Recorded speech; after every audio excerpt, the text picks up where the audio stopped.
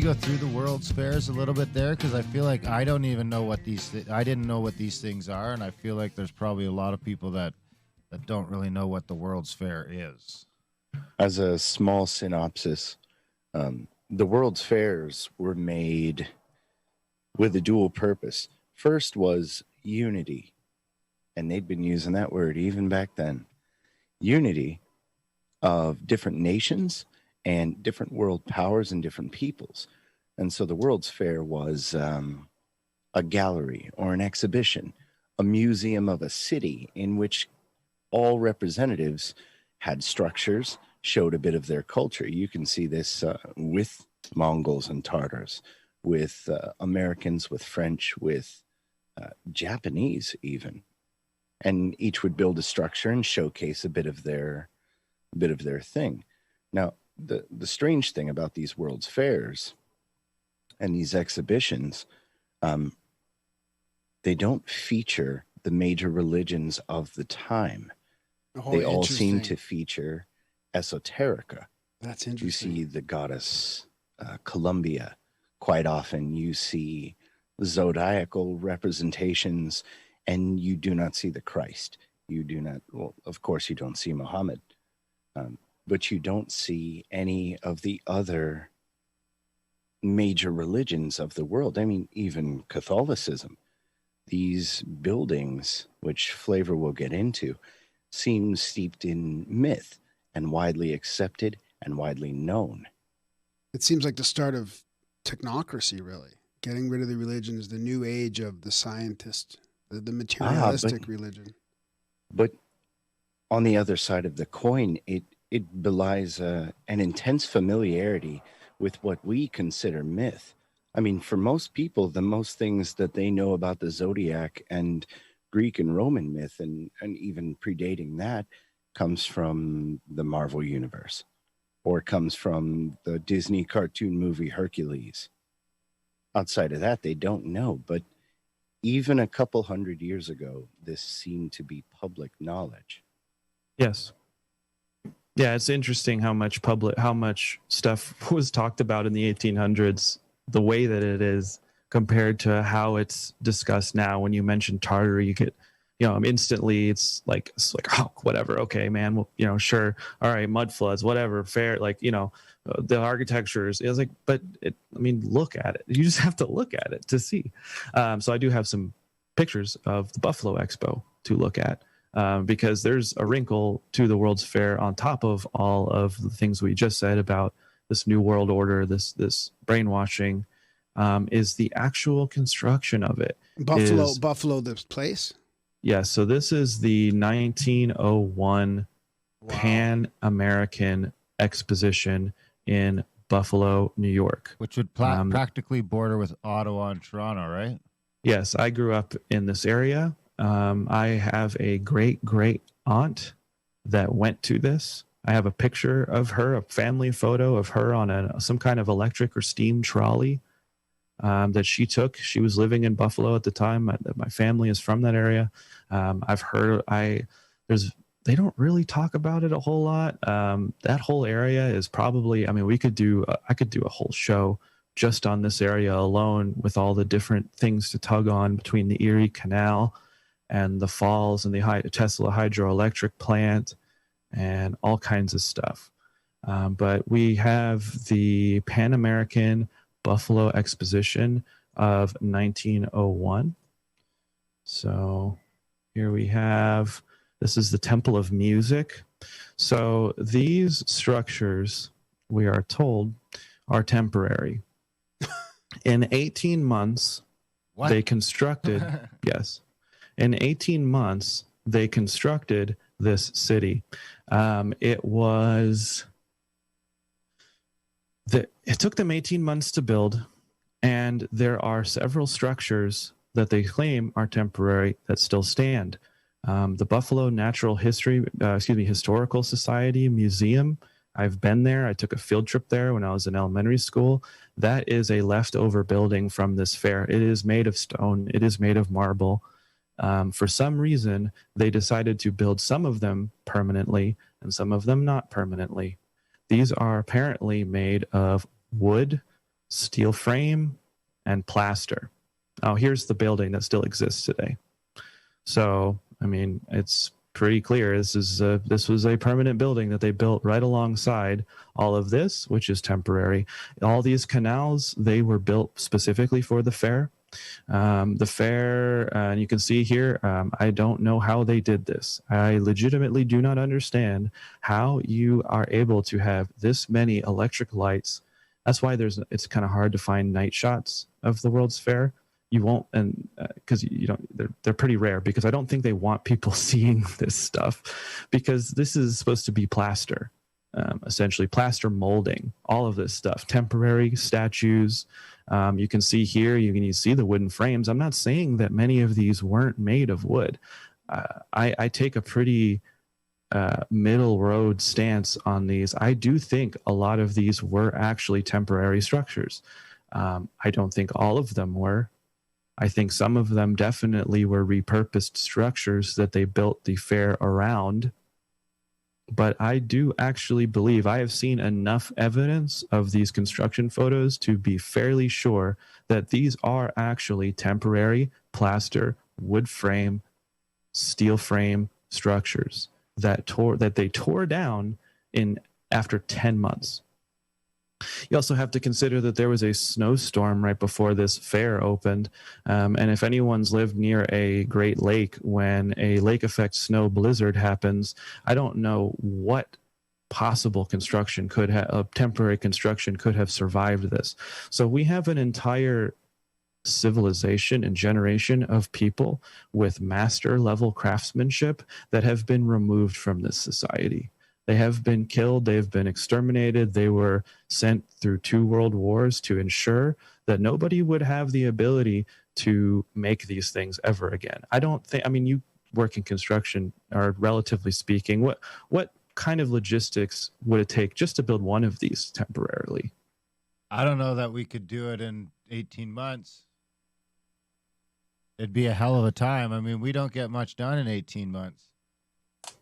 And that's 2 buffalo winters you're talking about here. That's 6-7 months out of the year where there's snow and mud and nastiness on the ground. We're now almost half of our effort, we're going to hoarding and temporary heat to keep pouring the concrete and things like that.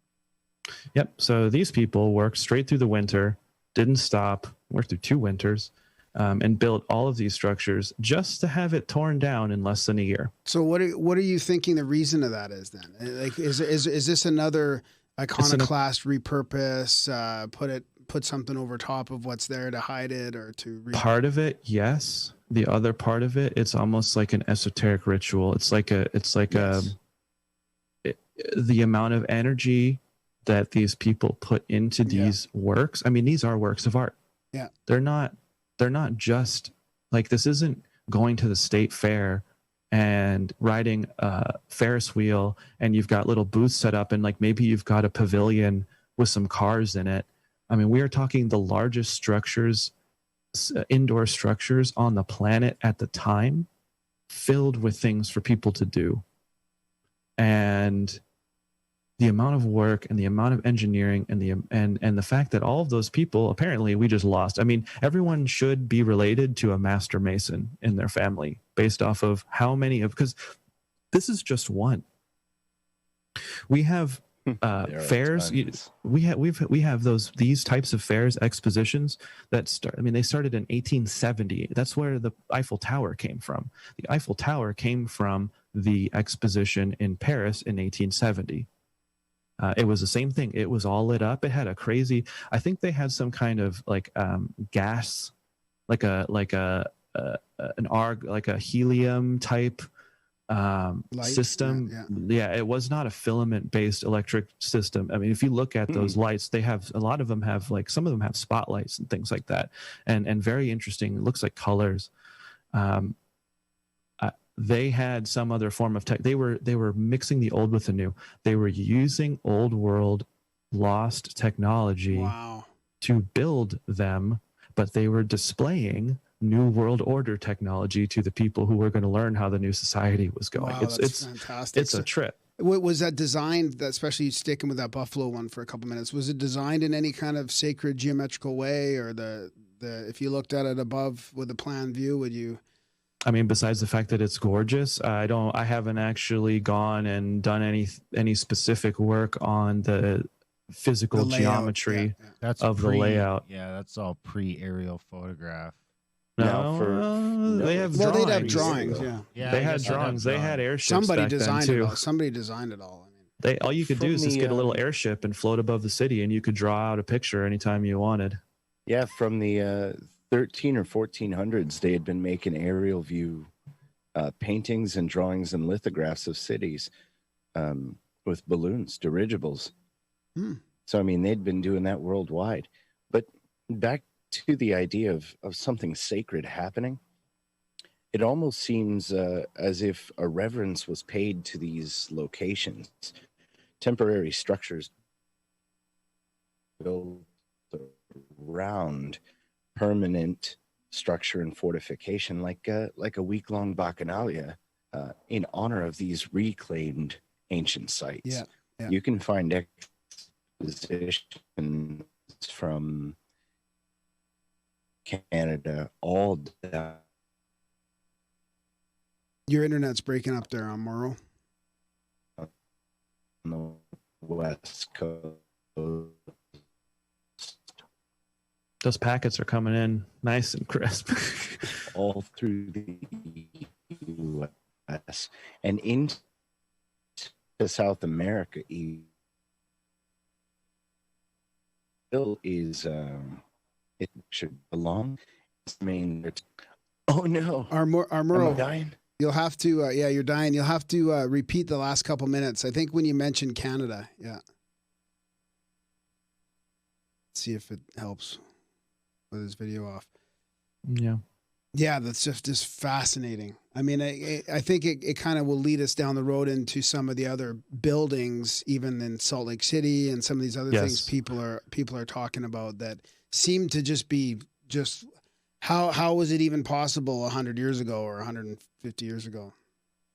And I'm not, and again, I stay pretty agnostic on this. I think there is definitely a lot of potential for them for people of our civilization to have built some of this stuff.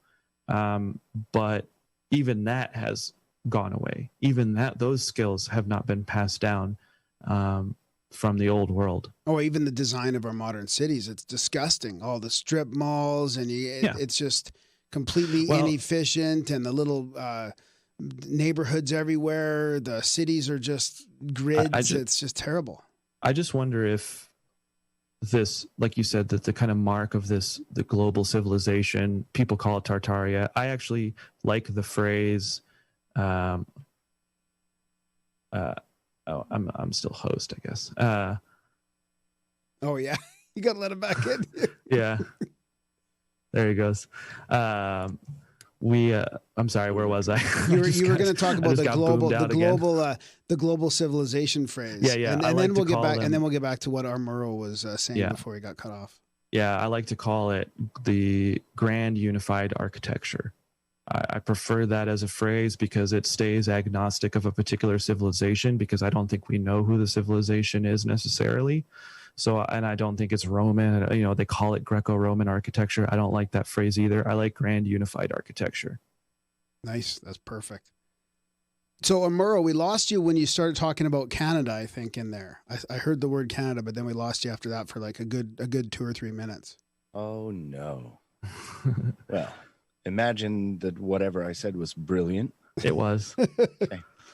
I think you were, the gist of it, I think, is that these places have been civilizations for thousands of years, and to do these fairs on such a charged place is powerful. Oh yeah. Imagine a return to a famous site, or a return to a sacred or a holy place, such as when a king would survey his lands and stop by every location. I think that these were temporary structures built for an extended bacchanalia, a sort of festival to revere and commemorate these specific esoteric sites. And you can find them in a lot of important places, all the way from Canada down the West Coast, through America, and down to Brazil. Brazil and Argentina have these same incredible structures. They're not temporary. They're full of graffiti right now, and they're being used for state buildings. Japan has them. Australia has a ton of them. New Zealand has a bunch. Tasmania. You know, Tasmania had a World's Fair. Oh, I didn't know And the that. style does not differ. No. The style is the one thing that seems universal. And what else is universal about this style? The same old gods. The same old pagan myth. gods? Not pagan gods. Greco Before that Roman even? gods.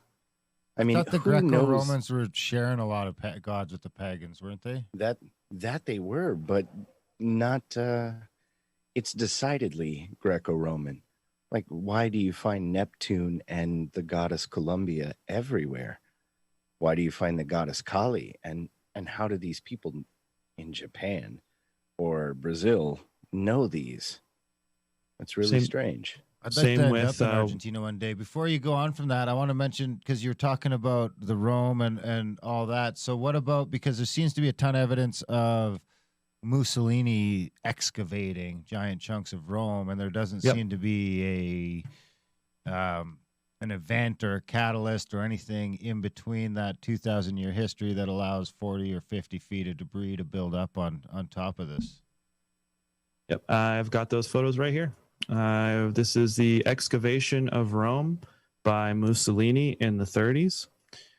So you can see again this signature brick here. So you have the archways, you have the brick laid out very well, and you can see all kinds of evidence of an entire layer of civilization underneath Rome. I mean, we're talking tunnels, we're talking, what are these? I mean, sewer systems could have been a way of transporting energy.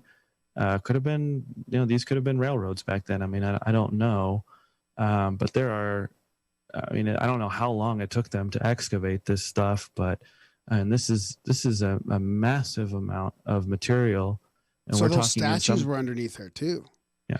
Wow. That's the big change up in popular culture. They always have, and in video games too, not just movies and TV. They talk about the sewers beneath Rome, the catacombs. But you find, especially in his excavation here, that it's not subterranean structure. It's actually things that should have been above ground. Yes. Yeah, these were never meant to be subterranean structures originally. These are structures that have been buried in upwards of 20 to 30 feet of mud, dirt, whatever you want to call it. I mean, these here's a bunch of walls right here underneath all this stuff. I mean, like I said, they're finding these statues. I mean, there's what, 40 feet of burial? No follow-up. There has been absolutely no follow-up. They say there is a flood that happened in Rome in 1530. So they're that is discussed. But just before you go much further, they're excavating all this in the 30s, and like 6 years later, Mussolini gets wiped off the face of the planet. After talking with Hitler about all sorts of esoteric and hidden history. Really? Interesting.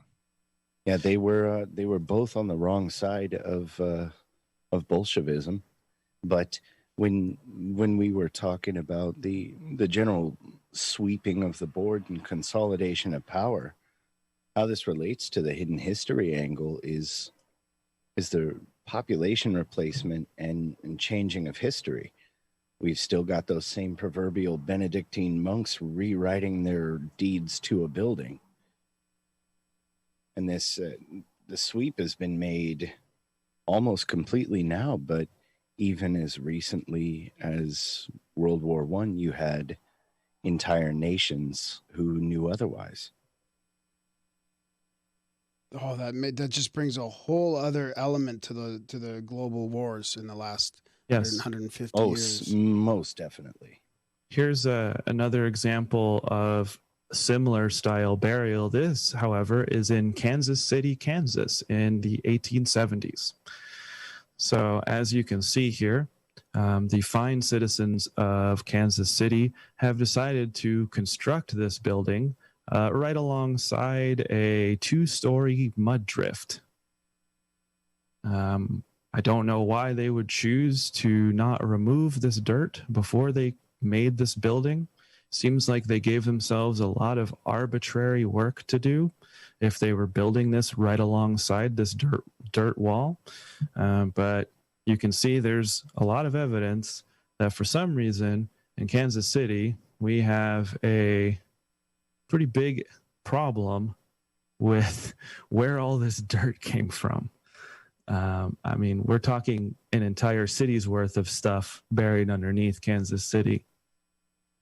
And this circles us back around to the New Madrid. This entire area of America seems to be buried in 40 feet of mud by the time we began recent construction on it, which only in America do you find this in one other place, which is Washington. We have an entire section, I'm in Washington, by the way. We have an entire section of Western Washington that has been swept flat geologically west of the Cascades, because the last time the Cascade region went off, it buried us in 300 feet of mud. Those are called lahars. Yes, mud volcanoes, soil liquefaction from earthquakes, all of these things can very easily create this kind of buildup. Actually, dust fall can create a lot of this buildup as well. These are shots of what they call underground Leavenworth. This is Leavenworth, Kansas. It's a small little town in Kansas, and these are not photos of basements. These are photos of what used to be above ground structures that are now completely underneath the city of Leavenworth, Kansas. Bricked up windows and all. When was the Cascade supposed to have flooded there? The Cascade flooded quite a while ago. We're actually waiting for Glacier Peak to go off again, or Rainier. But if they do, and it's the reason for that flat sweep of geography all the way out to the ocean in the Puget Sound, when they last went off, they flooded everything. Who knows how long ago that one was, but the next one will repeat the process. That's why we have meandering rivers and thick mud-based conglomerate soil. And it's why places like Port Townsend, where Vanderbilt tried to build a port city empire, Port Townsend is 200 feet of mud that just drops off into the ocean. Wow. Before I lose my chance on asking this, because it kind of has to do with this, but it's back over to Europe and Italy and Rome and all that, is Pompeii. Wasn't there some really weird evidence of Pompeii which kind of fits this whole narrative as well? Yes. So the eruption of Pompeii is said to have been in, what was that, 72 AD, 64 or something like that. They say 79 AD originally. Yeah, 79 AD. Nothing points to that date aside from the arbitrary assigning of the number 79. Really? Yeah. Yeah, it's said to have been that the record of it being in 79 AD was from Pliny the Elder, I believe, is where they're getting that from. And younger. Yeah, sorry, the younger. And the evidence points to the eruption happening sometime in the 1600s.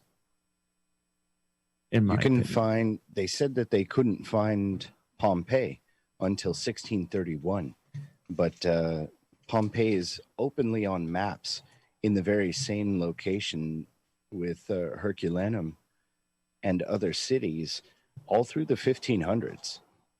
So there's less than 100-year split between when it was put on maps and when it was apparently found, dug out. Yeah.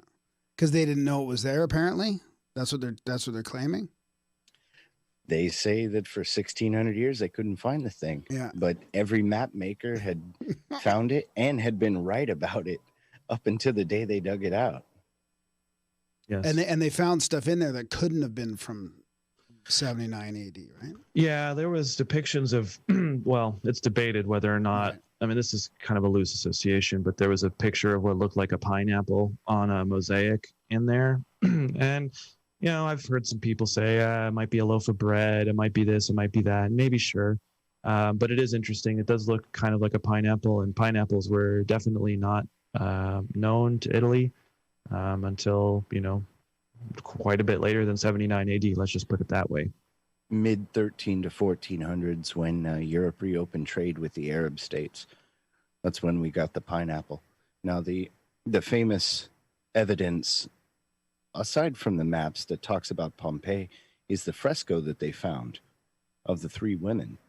And now they say the city's in ruins, but for some reason this fresco, once we remove the mud from it, perfectly intact. And you can find imitations of this fresco, however, dating back a couple hundred years before this.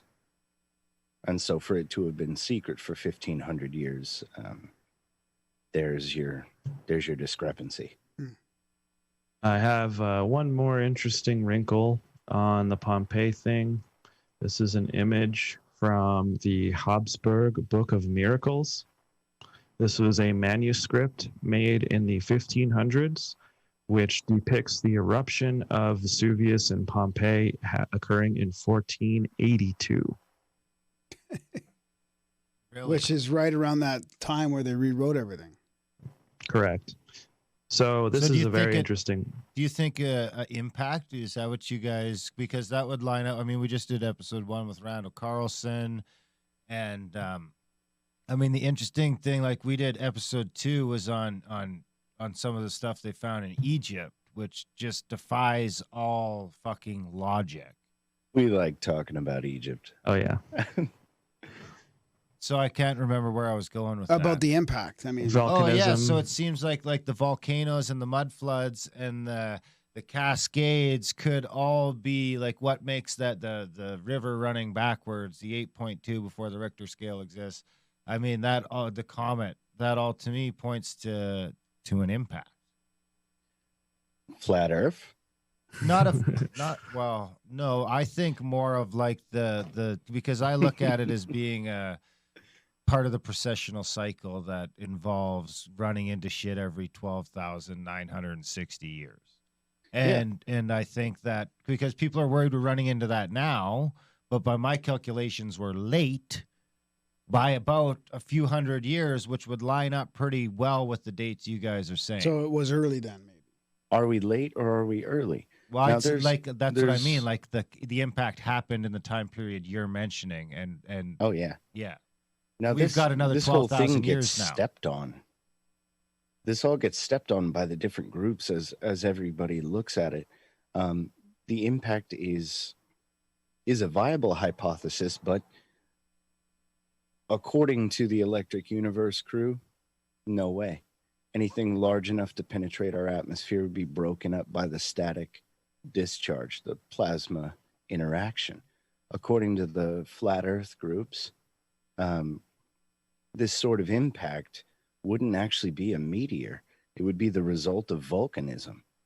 Imagine you are a seaside city and a meteor streaks through the sky and wipes people out. Would you know if that was tephra from a volcano 100 miles away? You'd be none the wiser. And so that nobody knows. Well, what about the Chelyabinsk example? I mean, there has been things now that have been captured exploding over a city because of the angle it's coming in at, and it hasn't reached the ground, but it's exploded. So what's their explanation for that? Oh, yes. Now that I have no clue on that. I'm not even going to be shy. Well, what would you speculate they would say? That could still be something from some sort of plasma thing from a volcano instead of a comet or cometary impact? So the idea, you'll find people, and this is a really interesting idea, that volcanoes, the ejecta from larger volcanoes, especially the world-changing eruptions, can land hundreds of miles away and appear to be a comet. Right. Yeah. But if it were to come from outside of our Earth, the recent stuff on plasma activity that's been found out and talked about would say that anything large enough would have to explode on entry, which we have seen things like that. And I'm more inclined to believe that idea. I've seen a thing like that. I saw a green fireball explode over me in Arkansas 2 years ago. I think it was supposed to be what they call the Leonid showers. It's like late November, something along those lines. Yeah. I mean, it lights the sky up like a second sun. It's insane. Yeah. Yeah, I think some of the ancient cultures point to the Perseus as being trouble sometimes. Perseus can look real pretty, or they can bring down hell and brimstone. And Mount St Helens had covered us in BC in 1981. Oh, yeah, we were covered in dust. My mom got ash on her car in London, Ontario. Yeah. From that? Wow. Yeah. Wow. Yeah. That actually clogged all the cars in the city of London too. It was insane. It went that far. But all of these are just examples of how something very near to us that we don't understand yet is causing all these seemingly unexplained things. A volcano can literally burst your eardrums if you're on the summit when it goes. A lahar can give you 300-degree mud 20 feet and wash a city 3 miles down the road in about a half an hour. So my question that I have is, was the previous civilization that we're talking about building these structures because they had the foresight that these structures would survive a 20-foot mud flow or a cataclysm or some kind of thing? I mean, clearly the people who run the society now don't give a fuck about any of that. Exactly. So why weren't they using wood or all these other things? When They're you say using those structures, are you megalithic. talking like pyramids now? Megaliths, and straight megaliths? Or not even that, just these structures in the United States, all this grand unified architecture. New York, the Fifth Avenue building on the weird corner, the one shaped kind of like a triangle. You guys know what I'm talking about? Yeah. This thing was hammered into bedrock, okay, and has survived 2 major floods that have gone at least 10 feet high. In recent memory, and there are photos of it. This is one of a series of buildings that don't seem to make sense. Oh, I see what you're saying. Because the rest of the nation cannot. Okay, so up into the first major window segment in this photo, there was water up to there twice. No, this is a different. Sorry, this is a different building. Oh no, it is. Yeah, sorry. This I was going to give in another, just a specific example of one I've researched on that I have some images of. This is the Erie County Bank building in Buffalo, New York. So again, we're back in Buffalo. This is a bank. It was torn down in the 1960s. Let's just say it was a bank. As you can see, we've got these strange spires on top. They look like weather vanes, lightning rods, whatever you want to call them. They're everywhere. This one's got a giant one. I don't know how worried they were about lightning back then. Apparently very worried. I mean, most modern buildings have maybe one lightning rod on them. I don't know what their fascination was with these things. I speculate that people do speculate that they could be connected to some kind of power, passive energy collection. So it's kind of that kite on a string, Benjamin Franklin meme theory. How far does the basement go down in that thing? Yeah. Well, sorry? How deep's the basement? Like, can you, I guess it was destroyed now, so we don't know. It's destroyed. We don't know. But was that the 6-month crane job? Yes. So okay. I have photos. There's a Masonic temple in the background. This is the photos of the demolition. It took 6 months and an insane amount of people to accomplish. They say that it was torn down because it was in poor repair. Poor, it was like, oh, we got bats in the belfry kind of thing. Oh, we can't put a new AC unit into this thing. Might as well tear it down. but it took months and so much money. They had to go piece by piece. So I found an article written in the Buffalo Gazette about this building, and it's being torn down, which was very fascinating because the way she was describing this, it sounds like it was a Herculean task to do. It was not easy. It did not take a long time. It cost a lot of money, and it, in the long run, probably wasn't worth it, especially for what showed up. So there's some quotes here that say, every evening for more than 3 months, a battle was fought in the square between two cavernous cranes. The latter attacked with primitive means, a pair of jaws and a rock, and the other one had a clam bucket and a busting ball, a 3-ton and a 3.5-ton ball. They say that they had walls which were tapered from 9 feet at the base up to 3 feet, made of foot-thick granite stones weighing up to 3 tons each. Jesus. That's unparalleled architecture in the things that we build today. Right. I see what you mean. Yeah. Yeah. So this was a building that they say broke ground in 1890, was finished in 1893. So it only took them 3 years to build this. The architect is a man named George Post, who is a great name because, as I'm sure you're not surprised to hear, he helped design many of the buildings at the World's Fair.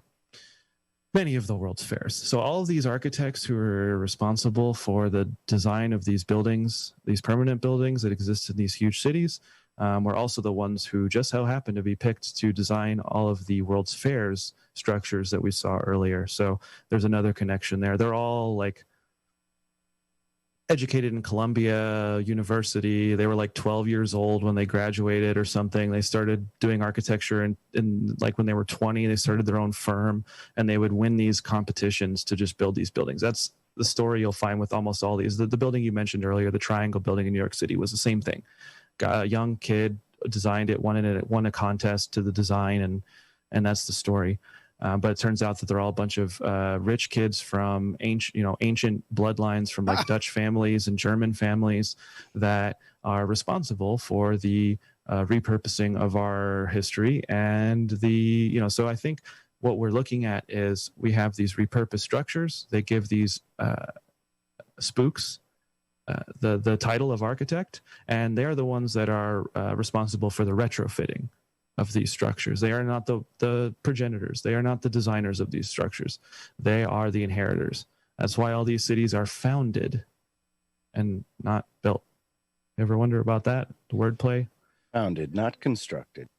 That the town was founded in 1875, or all these things. It just, the one that the tongue-in-cheek one I like to use is Freemasonry, being literally the finding of free masonry in the United States and Europe and Asia and all these things, is that it was a secret group of people going around and clearing out whoever was still living in these cities and repurposing them, and then bring them on out.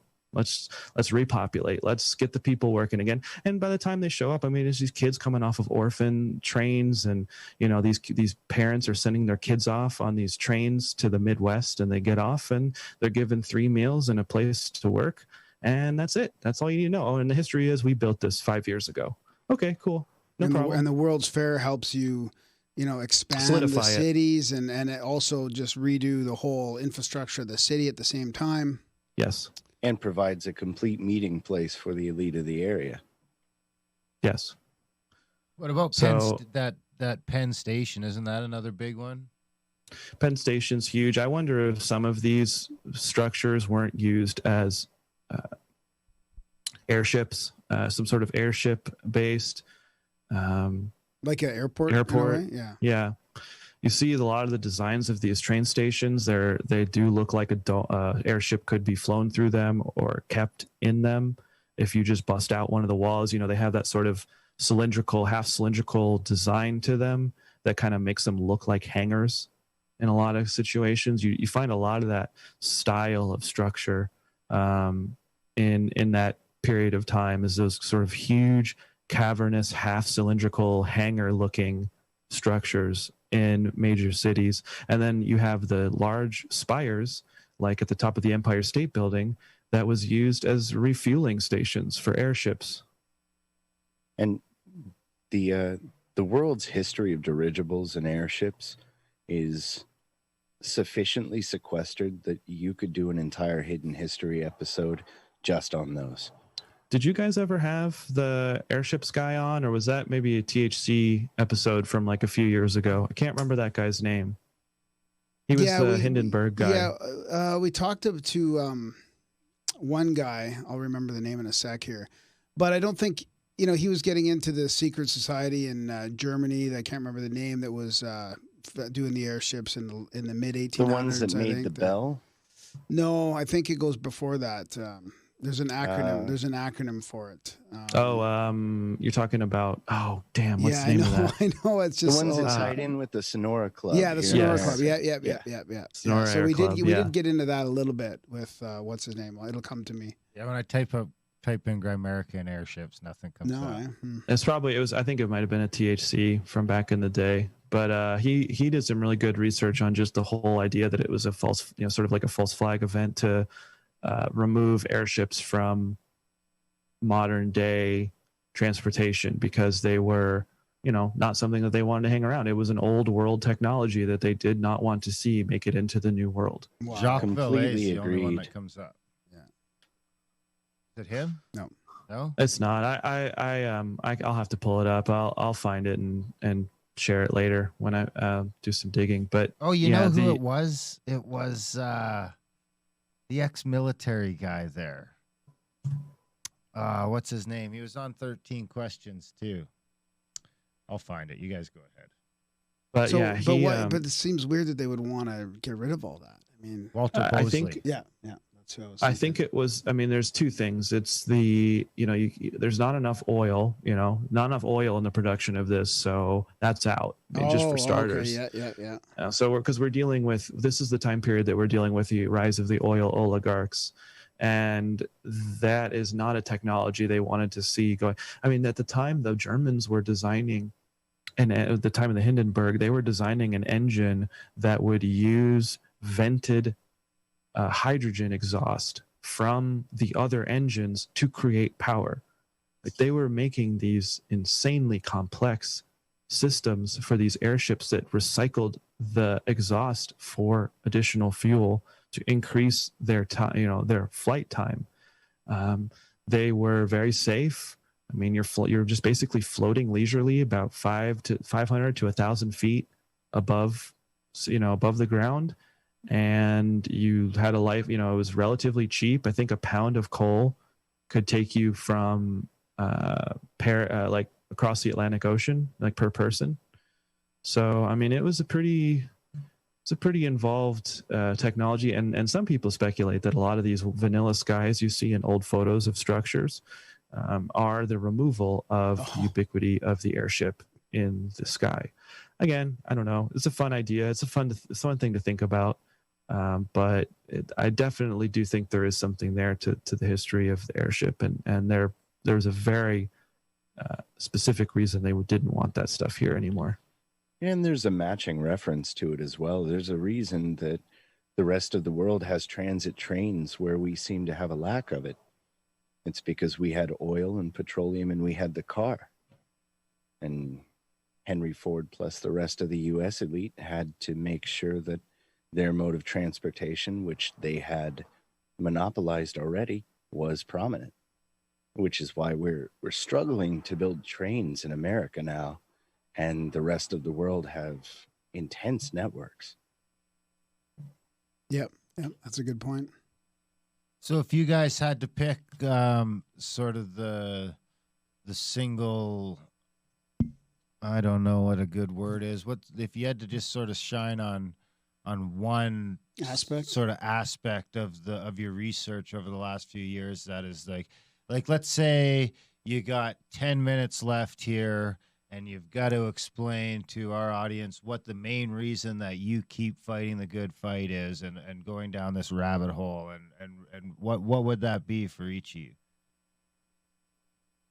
Oh, I think the main reason that I keep fighting the good fight is because I believe that the only way to get rid of all this stuff is to get rid of all the old technology. And I think that I would say that the biggest thing for me is connection with our ancestors. You know, there's this, the society has created a detachment from our past.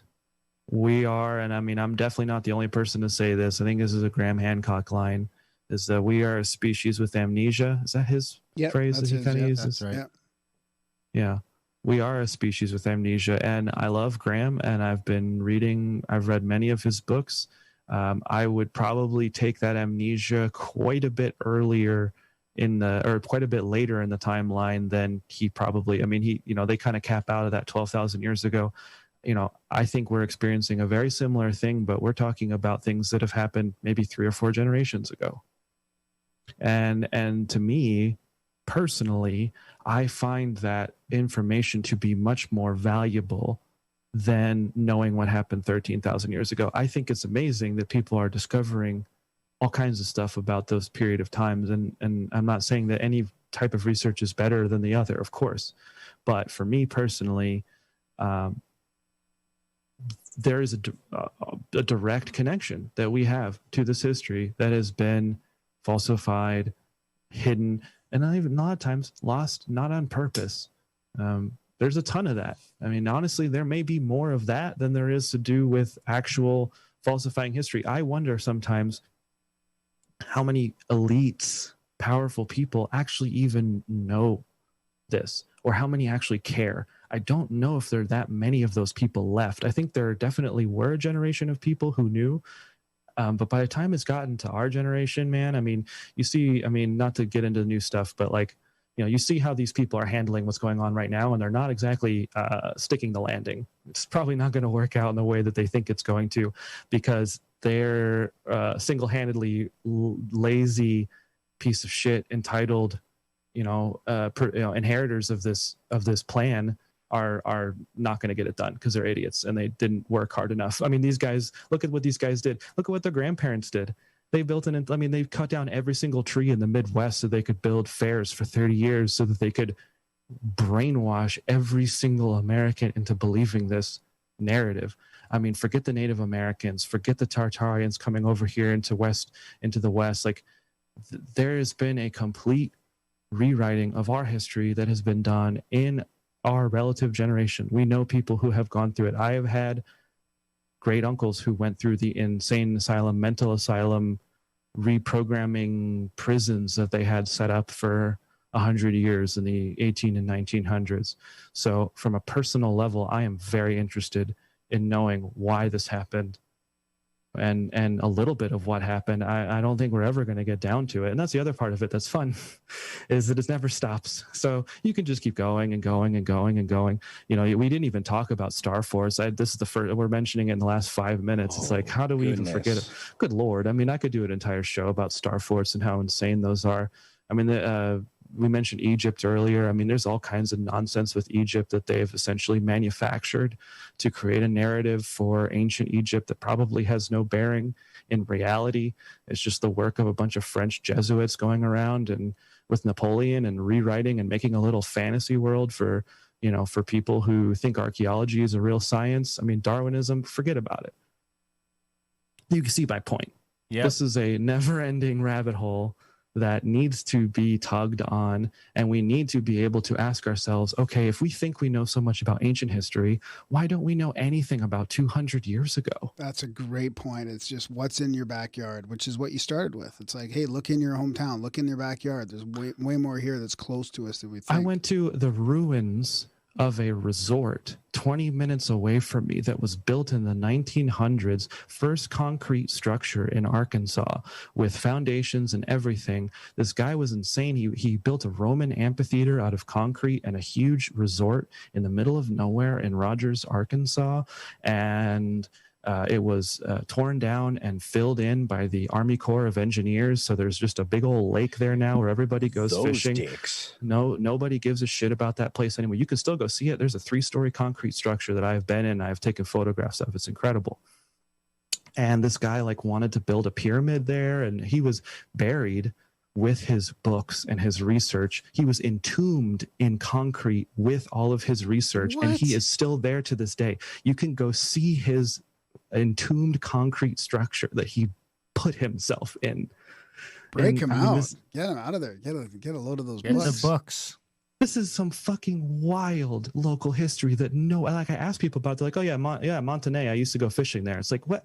What do you see what this is? Like, is anyone curious about this? Does anyone want to know more? Why was this guy doing this stuff? Why is this stuff here? Did he really build this? Was this just found and repurposed? I mean, it's right there. I promise you. Just get on Google Earth. Look at your environment. Go walk around your town. Go to the city center. Go to a building that's been built in the 1800s and take a look and find all the half-buried windows that are all over the place, or the insane stone structures. You don't have to go that far. You really don't. I've got guys in the Discord group in 3 different countries that'll walk down a city street with a hammer just to take a little whack at a cornerstone and see if that is actual concrete or if it's plaster facing and there's red brick underneath, just to see the date of buildings. I mean, there's entire street teams that are after this stuff, and it's a handy little purview of history, which nobody seems to know or care about, because we got this little overview of history all through school, and we assumed, like I said in the beginning, that everything's been discovered and there's no more exploration to do. History's all been figured out and it's a dead subject. And if you're interested in history, the History Channel has 47 specials on World War II. And that's it. And it's insane. When you learn about one thing, you're forced to become familiar with 4 more just to understand the first. Yeah. It's a multidisciplinary study. You're like, what the hell is this? What? Pompeii, Vesuvius. What? Oh, volcanoes. Wait, volcanoes do mud floods? Volcanoes do pyroclasm? Oh my gosh. So now you're familiar with 2 things because you were interested in one. Yep. And it takes you guys like yourselves that are interested in all this stuff to put it all together, it seems, because the scientists that are focused on one little part of it aren't going to do it. Yeah, the synthesis isn't there yet. And that's the problem. Yeah. You can specialize and pigeonhole and become extremely fluent in one thing, but it's going to take an accidental think tank, which is starting to come about, to tie all these disparate threads together. Yep. So as nebulous as it may be, there is a nascent series of ideas unifying. Yeah. And like when you learn about the reasons for so many ancient actions and historical actions, you begin to see things that you're now familiar with pop up in everyday life. I cannot turn on the TV. I cannot look at a movie. I can't watch a sci-fi or a fantasy without running into some Gnostic exegesis or some retelling of a New Testament story. Our entire media machine is taking our money to tell us Bible stories we would have already known if we'd just read that one book. You know that one book? Because that's it. All of our media. And now there's this infatuation with cults and more of this. Well, I don't need to watch that new Sabrina the Teenage Witch show because I'm already familiar with the cults and secret societies. It's a far better use of your time to consume closer to an original source than watch a witch and werewolf show on TV. And what about the actual evidence that you can point people to? I mean, have you guys heard about the CIA documents that point to some of this Tartaria stuff? Yeah, sort of. I mean, there's a blurb on a CIA document that talks about how Russia hid Tartary. It's there. It's out there for you. But at this point, it's just one last little thing. We are at the point now where I believe that the next step is to start crowdfunding research and talking to scientists and coming up with ways and strategies of how we can actually start testing these theories, soil core samples, potentially dating the age of rocks and quarries and rocks and buildings. There's a lot of stuff that we can do to try and can we buy date. one? Huh? Buy what? Can we buy like the Triangle Building in New York or find You one actually, somewhere? you cannot. You can- but if you want to help us crowdsource 2.3 million, we can buy a star fort in America right No, now. you could do Well, it yeah, less let's than do that. I think that. Star Oh, I'm Fort, thinking Fort of the one Montgomery. in In France. Aubergine. There's in France. I was thinking I of love that one. Fort Montgomery in Mhm. Vermont, on the border of Vermont and New York. That's I think 995K. You can buy a Perfect. Star Fort Okay, island. you can't just gloss over the star forts now. You can't Well- just say we're well- going to buy them and then Save We're it for the gonna next. have to come Save back it for the that next one, episode. 'cause- Ugh. Yeah. We'll do Star as Forts a- down the road. As a little baby teaser, our good friend has the largest civilian repository of star forts that exists. He's been searching, we've been searching for others for 2 years straight, and no one has as many as we do. We have the #1 collection. That's going to be fun. We're the best, the greatest Star Fort collection you've ever seen. That's Greatest like Star it's Forters. it's the one infallible brag that we have. It's true. I think you guys got a couple. Right on. Well, thanks for taking some time out of your weekend to connect with us and do the show with us here, guys. We appreciate all your effort and all your hard work. Send us over all those slides and we'll work them in. And yeah, we appreciate you guys. Thank you. Appreciate it. Let us know where people can contact you too if you want contact. You can go to stolenhistory.net, make a profile, and we actually have some donation areas on there if you wanted to support us doing, server costs and, staffing costs and et cetera. It's always helpful. We have some stuff set up there. And you can just email, you can send in a contact form to the site if you have any questions or you want to get directly in touch with me. And, you can also go to shonendump.com for a lovely anime podcast with Grimsteak and James Cruz, a Cruising with Steak, if you want to do that too. Because I know that I would be remiss if I didn't at least shout them out. Oh, exactly. That's great. And what about you, Armouro? I'm everywhere he is. Okay. Okay. That's kind of what I thought, but I thought I'd ask. Right on. Okay, guys. Well, thanks and have a wonderful rest of the weekend. That was fantastic, guys. Thank you. Thanks.